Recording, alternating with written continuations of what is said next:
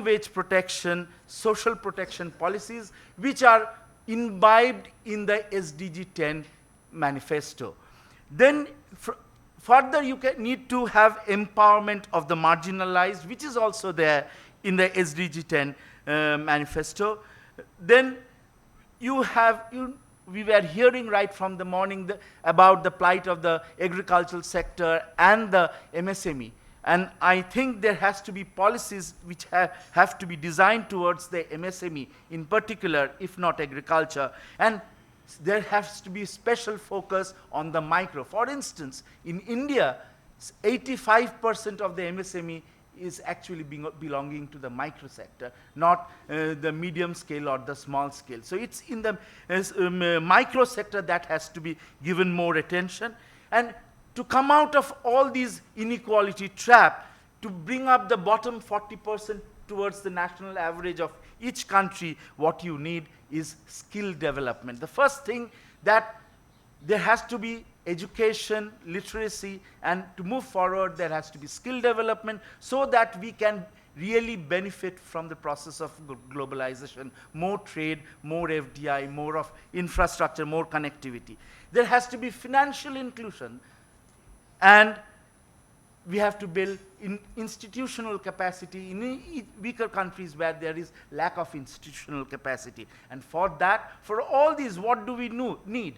We do not need same policies across countries. There cannot be same policies for our individual own problem of inequality. We have to learn from each other's experience. We have to adapt whatever is required for us. We might indigenize from each other's experience. And that's what all I had to say. Thank you.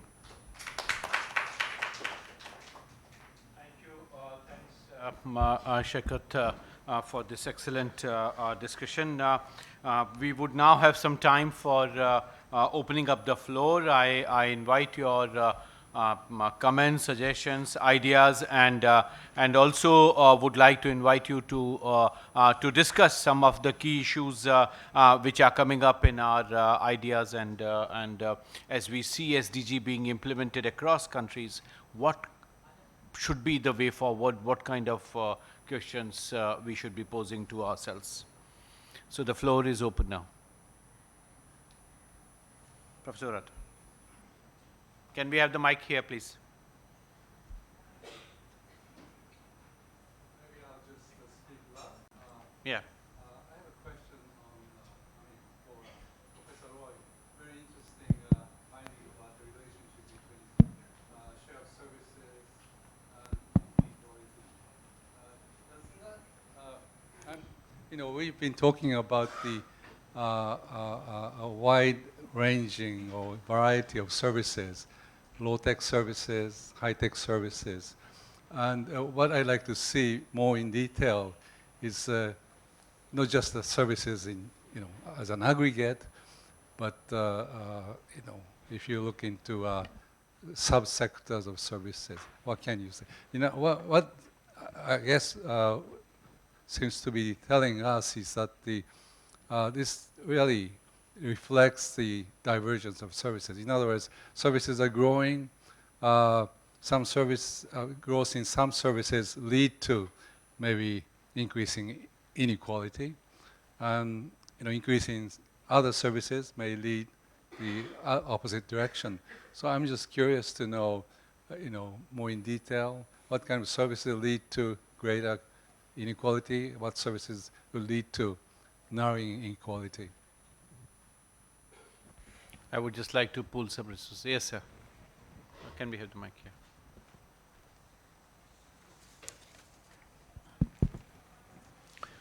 Well, very interesting and questions arising from the rising inequality and how we can ensure sustainable, development.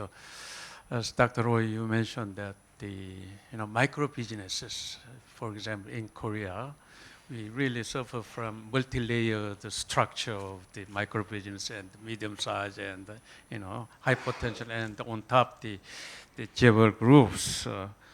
Here, politicians are talking about the inclusive capitalism. Okay, according to OECD report or World Bank, inclusive capitalism normally calls for a policy prescription to provide the equal access to education and on-the-job training, so on, so on. But the effect will take rather medium and the long term. As a result, populist politicians normally call for, direct subsidy to gain the popular support whenever the election comes through. So big question is that how we can, compromise, okay, medium and the long-term solution and or immediate, the provision of the subsidies for political gains. Here, big agony, exists right there. So what would be the, solution? I don't know, in case of the India, maybe, you might have the same problem. Big problem we face in Korea is that, okay, the government try to go direct subsidy and calling for almost, this sort of socialistic approach. Okay, thank you. Thanks, Professor Chong Yong Han. I see two hands now, so first and then second. Namaskar. I am Divyendu Mukhopadhyay from JIMS Rohini Sector 5 Delhi. My question is that whenever we trade is an outcome of surplus production, and surplus production and manufacturing, it is an outcome of entrepreneurship. So this is this is the thing that trade can happen. Second thing is that in whenever a person having some resources, enough resources, he will develop his capacity in such a way then there will be some uniqueness, some inequality among others. So in any way there will be some inequality. So in which way we should address the inequality so that the person who has gained some huge capacity and person who has less capacity to do the work, they should have equal purchasing power and they can afford to live the life. How we can address? That is my question. Thank you, Mr. Padhyay. Dr. Srivastav. Thank you, sir. My question is to Dr. Joseph Yap.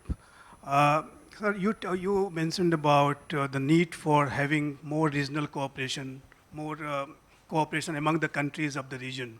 But at the time of protectionism, America first, Brexit, and even in ASEAN countries, they don't appear to be on the same page when it comes to the question of unity and regional cooperation.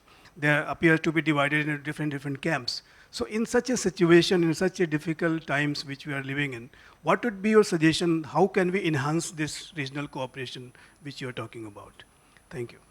Thank you. Are there no other questions? Then I would turn back to my panel. I don't see any, so I turn to the panel. Yes, a reluctant but important voice. Yes. Actually, my question is to Mr. Yos.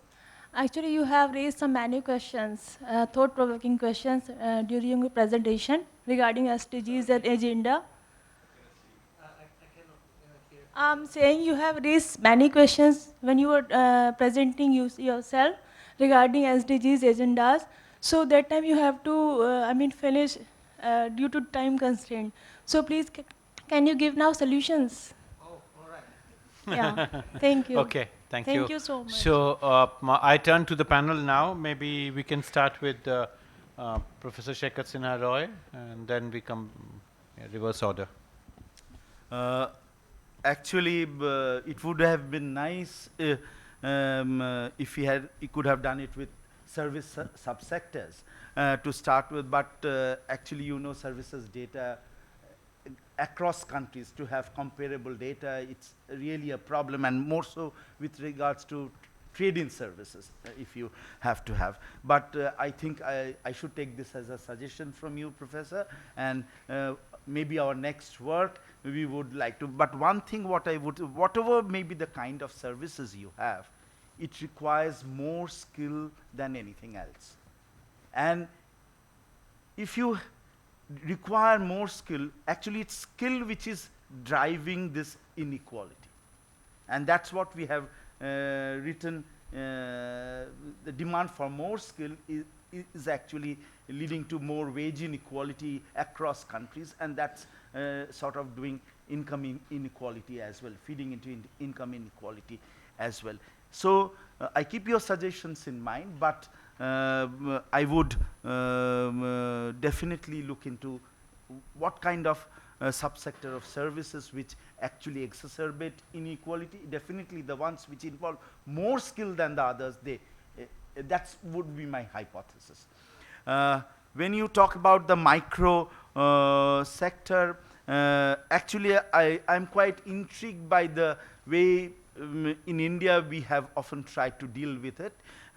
We have formed clusters of many micro units together, where they have individually, each micro unit might not have the resource, but together they actually can be mighty, and they have what in traditional economics terms you might have the economics of scope, all of them putting their resources together. I have carried out some survey in some states in India, and there we found that actually there is a single accountant for 10 leather units in Chennai, micro units in Chennai. So all of them together pay the salary for that accountant. So they have pooled resources. It can be in terms of hiring an accountant, hiring a technologist, getting resources, getting common property done in their premises. They might be together, clusters, they might be together. So that can be one way of empowering the micro. You need not always give them direct subsidy. This is the way the government can always, you can earmark land for micro units, shift all the micro units there, or if the micro units are in one place, try to develop that place, and the micro units will come themselves together. You go to Tirupur in near Coimbatore, where you have used to be many micro units, now they have graduated. They are all knitwear clusters, and they grew from micro units. They actually started exporting hosiery items to the rest of the world, one of the leading exporters. You have such clusters in Punjab, you have such sports goods clusters in Punjab, you have such leather clusters in Chennai and West Bengal, in Kanpur. So there are evidences where the clusters, to survive the market, they have come together. So that kind of synergy, the government has to just facilitate it and not give direct subsidy to the micro units. Thank you, Shekhar. Can I now turn to Dr. Trenton? Okay, a few things about Urata question. Vietnam very unique. If you look at the graph, diagram, the inequality in Vietnam not increase. Gini coefficient over the last 10 years just 0.36, right? Much lower than the case of China. Yes. The reason is that because we have a movement of labor, from the agriculture to the services and the manufacturing. And manufacturing in Vietnam very export-oriented and very labor-intensive. So that's why income increase. But if you look at just purely services, the income gap widening. Because two sectors, one is high value added, like a telecom, banking sector, financial sector, but other sector, they have very low productivity. Retail, distribution, shop, on kind of that. So that's one explanation why the Gini coefficient in Vietnam not so changed over the last 10 years. But one problem for our inequality measure, most cases we use a consumption, right? Data, not the income data. I believe if we use income data, even in the case of Vietnam, the income gap, become widening because a large proportion of labor still in agriculture sector, 44% of labor force, right? Even Agriculture before account for more 40%, 45% of the GDP, but now less than 15%, right? So that's, I believe. My, the second, that's about ASEAN cooperation. The big question is ASEAN centrality. But about our cooperation, we have three kinds of cooperation. One is cooperation for capacity building to support ASEAN integration. We have AIA initiative, ASEAN integration initiative, right? There's ASEAN 4, support CNMV, Laos, Cambodia, Vietnam, Myanmar, to join the integration, more efficiently. Second kind of cooperation, that's cooperation in the area. We cannot have commitment, right? We try to have a learning curve, like IPR, right? Intellectual property right, that's cooperation. And the third kind of cooperation is cooperation support for development, like cooperation in the agriculture sector. So I think three kinds of cooperation of ASEAN, community building, there's maybe I don't know, that's a good or bad example, but there's experience, maybe South Asia integration can learn from. Thank you. Thanks. Dr. Joseph here? Yeah. Thank you. Thank you for the question. I will interpret your question something like this. How do you promote collective action among the players in the region? I will answer it at a practical level.